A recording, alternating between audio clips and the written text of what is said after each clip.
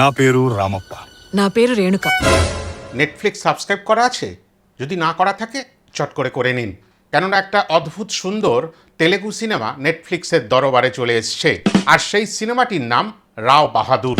রাও বাহাদুর কথার অর্থ আগে বুঝে নিতে হবে। রাও এখানে রাজাকে বলা হয়, আর বাহাদুর তো মানে জানেন যারা সাহসী হয়, ব্রেভ হয়, সেরকম মানসিকতার মানুষকেই বলা হয়। তার মানে এক কথায় যদি বলা যায় সাহসী রাজা। এই রাও বাহাদুর সিনেমাখানির মুক্তি ঘটেছিল গত ৩রা জুলাই। সিনেমাটি ভালো রিভিউও পেয়েছিল, কিন্তু কমার্শিয়ালভাবে সেইভাবে সার্থকতা পায়নি। তবে যারা যারা দেখেছিলেন তাদের প্রত্যেকেই মনে রয়ে গেছে এই সিনেমাখানি। অবশেষে 1 মাস পরে প্রায় নেটফ্লিক্সে এই সিনেমাখানি দিয়ে দেওয়া হয়। আপনারা হিন্দি ভাষায় এই সিনেমাখানি দেখার সুযোগ পাবেন। এদিকে 2020-21 সাল, ওদিকে 1967-68 সাল। এই দুটি টাইম লাইনের মধ্যে বারবার ঘোরাফেরা করবে গল্পখানি। এবার চলে আসতে হবে এই সিনেমাখানি কী ধরনের সিনেমা। এই সিনেমাখানি মূলত সাসপেন্সের উপর নির্ভর করে এগিয়ে চলে। এর মধ্যে ডার্ক কমেডিও রয়েছে, আর রয়েছে কিছু ম্যাজিক্যাল রিয়ালিজম। এর পরের প্রশ্ন, এই সিনেমাখানির পরিচালকের নাম কি? এই সিনেমাখানির গল্প এবং পরিচালনার দায়িত্বে ছিলেন ভেঙ্কটেশ মাহা। কিন্তু এই সিনেমার বড় আকর্ষণ, এই সিনেমাটি প্রযোজনা করেছিলেন মহেশ বাবু এবং নম্রতা শিরোদ্গার। এবার চলে আসতে হবে মুখ্য ভূমিকায় এই সিনেমাটির মধ্যে কে কে অভিনয় করেছেন। প্রথম নাম সত্যদেব। তিনি ভুবনায়াম রামাপ্পা রাও বাহাদুর চরিত্রে অভিনয় করেছেন। মূলত তারই ওপর নির্ভরিত এই গল্পখানি। সেই রাও বাহাদুরের খুব কাছের বন্ধু ডক্টর আচার্যের চরিত্রে অভিনয় করেছেন বিকাশ মুপ্পালা, এবং প্রাথমিক সময় নার্স এবং পরবর্তী সময় রাও বাহাদুরের স্ত্রী রেণুকার চরিত্রে অভিনয় করেছেন দীপা থমাস। আরও একটি গুরুত্বপূর্ণ চরিত্র আচ্ছাম্মা, সেই চরিত্রে অভিনয় করেছেন বালা পারাসার। এই মোটামুটি মুখ্য 4টি চরিত্র। এবার যদি গল্পটি কি ছোট্ট করে বুঝে নিতে পারা যায়, সেটা হচ্ছে এই রাও বাহাদুর যেই চরিত্রে সত্যদেব অভিনয় করছেন, তার বাবা একসময় যখন জীবিত ছিলেন, সত্যদেব কোনোদিন এই রাজপাট বা জমিদারি সামলাতেও চাইতেন না এবং বিবাহ করার ইচ্ছা প্রকাশও করতেন না, বলতে পারেন নাকচ করে দিতেন। আর তার বাবা চাইতেন বারংবার যে তার ছেলে বিয়ে করুক এবং বংশকে এগিয়ে নিয়ে যাক।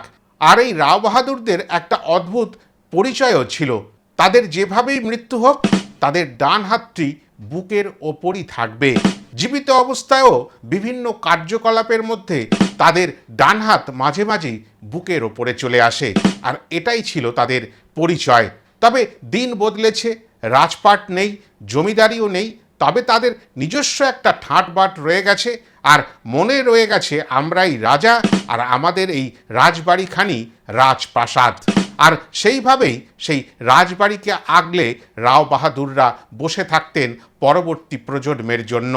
আর যখন সত্যদেব এরকম ইচ্ছা প্রকাশ করে দেশ বিদেশে ঘুরে বেড়াচ্ছেন, তখন ডক্টর আচার্য তার কাছের বন্ধু তাকে খোঁজ করে তার বাবার কাছে নিয়ে আসেন, কেননা তার বাবা তখন মৃত্যুশয্যায়।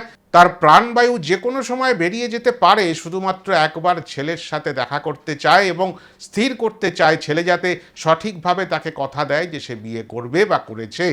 অবশেষে মিথ্যাচারিতা করে তার কানে তুলে দেওয়া হয় যে সে বিয়ে করেছে এবং তার মৃত্যু ঘটে। কিন্তু পরবর্তী সময় ওই বাবারই দেখভাল করতেন যেই সেবিকা, তার নাম ছিল রেণুকা, তারই প্রতি আসক্ত হয়ে পড়েন সত্যদেব। এবার বিবাহের ইচ্ছাও প্রকাশ করেন। অবশেষে বিবাহ হয়। সত্যদেবের লিভার ক্যান্সারের মতন মারাত্মক রোগ এসে গেল শরীরে, এবং তাকে ক্যান্সারের ডাক্তার 4 মাস মাত্র সময় দিয়েছিল।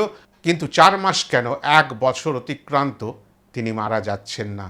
তার কারণ, একটি প্রশ্নের উত্তর না পেয়ে তিনি মারা যাবেন না। তবে এখানে প্রশ্নখানি সন্দেহের, আর সন্দেহটা তার স্ত্রী রেণুকার ওপরে। তাদের দুজনের 2টি পুত্র সন্তান, একজন লভানা আর অপরজন কুসুমা। এই 2টি ছেলের মধ্যে ছোট ছেলে কুসুম অল্প বয়সেই মারা যায়, এবং তার মৃত্যুর পর থেকেই সত্যদেবের একটাই প্রশ্ন, ওই সন্তান কার? এই প্রশ্নের উত্তর তিনি বারবার খুঁজে বেড়াতেন, এবং মাঝে মাঝেই তিনি অসুস্থ হয়ে পড়তেন, আর বন্ধু ডক্টর আচার্যকে ডেকে একটিই প্রশ্ন করতেন, আমার ছোট ছেলের পিতার নাম কি? এটা প্রমাণ করা দরকার। অবশেষে ডিএনএ টেস্টের মতন টেস্টেরও প্রয়োজন তিনি অনুভব করেন। নানান রকম ছলচাতুরি চলতে থাকে। তবে প্রশ্ন এখানে একটাই, তিনি কি সেই উত্তর পাবেন? সেই উত্তর পাওয়ার পরে কি সঠিকভাবে তার মৃত্যু ঘটবে? আর পাশাপাশি বড় সন্তান রেণুকার বা আচ্ছাম্মার কি ঘটনা ঘটবে? তবে একটা কথা বলা হয়নি আচ্ছাম্মাকে। আচ্ছাম্মা ওই বাড়িরই দেখভাল করতেন বহু বছর ধরে এবং তারই অনেকটা অধিকার ছিল ওই রাজবাড়ির ওপরে। অনেকটা ভালো লাগা কাজ করার মতো গল্প।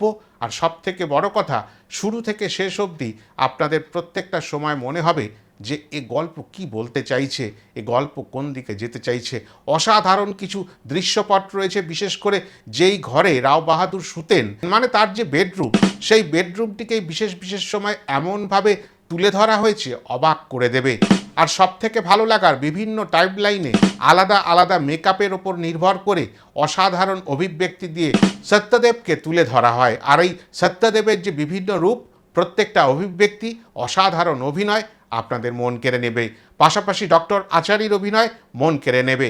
রেণুকার অভিনয় অসাধারণ লাগবে। খুব অল্প সময়ের জন্য তার অভিনয়ের দেখার সুযোগ পাবেন, তবে মনে ধরে যাবে। আচ্ছাম্মা, তার অভিনয়ও মনে রাখার মতন, মন ছুঁয়ে যাবার মতন। বেশ কিছু দৃশ্যপট এমন রয়েছে, বিশেষ করে আউটডোর লোকেশন, যেগুলো দেখলে মনে হবে আমরা ছুট্টে সেই জায়গায় চলে যাই। অসাধারণ জায়গা, সেখানে 2-4 দিন থাকার মতন ইচ্ছা জাগবে। এরকমই গল্প, এরকমই দৃশ্যপট, এরকমই সমস্ত বিষয় নিয়ে এই রাও বাহাদুর সিনেমাখানি তুলে ধরা হয়েছে। প্রায় 3.25 ঘন্টার এই সিনেমাটি দেখতে কোনো সময় আপনারা বোর ফিল করবেন না, কথা দিলাম। আমি চট করে এই ধরনের সিনেমা দেখে আপনাদের কাছে তার পর্যালোচনা তুলে ধরি না, সেটা আপনারা জানেন। আমি যখন এই রাও বাহাদুর সিনেমাটির কথা শুনি এবং সম্পূর্ণটা দেখি, তখন আপনাদের জন্য নিশ্চয়ই করে পর্যালোচনা করব, এটা আমি ডিসিশান নিই।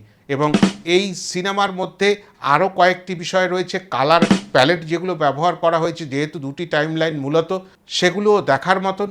পাশাপাশি 2-1টি গানেরও ব্যবহার আছে। গানগুলি যেহেতু হিন্দি ডাব, সেইভাবে মন ছোবে না, কিন্তু সেই গানগুলির যে প্রয়োজন ছিল সেটা আপনারা বুঝতে পারবেন। এবং পাশাপাশি এই সিনেমার সিনেমাটোগ্রাফি নিয়ে কথা বলতে হবে। বেশ কিছু দৃশ্য, বেশ কিছু ফ্রেম আপনাদের মন ছুঁয়ে যাবে। সব থেকে বেশি মন ছুঁয়ে যাবে ব্যাকগ্রাউন্ড মিউজিক, মানে বিজিএম।